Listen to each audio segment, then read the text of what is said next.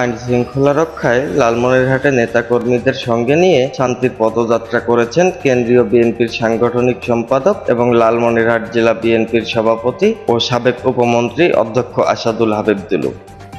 এ সময় তিনি বলেন, বিএনপি নেতাকর্মীরা কোনো ধরনের সংঘাত বা সহিংসতা করলে কাউকে ছাড় দেওয়া হবে না। আমরা সবসময় দেশের মানুষের কল্যাণ চাই এবং নিরাপত্তা দিতে চাই, তাই সবার পাশে দাঁড়াতে হবে আমাদের।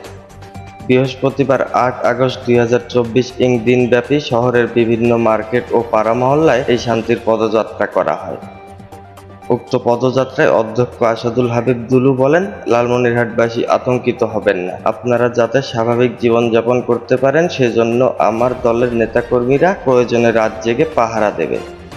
অপরদিকে শহরের বিভিন্ন স্থানে শান্তি পদযাত্রার সময় ব্যবসায়িক প্রতিষ্ঠান এবং স্থানীয় বাসিন্দাদের সঙ্গে কুশল বিনিময় করেন আসাদুল হাবিব দুলু। তিনি ব্যবসায়ীদের সমস্যার কথা শোনেন এবং নির্ভয়ে ব্যবসা পরিচালনা করার সাহস যোগান।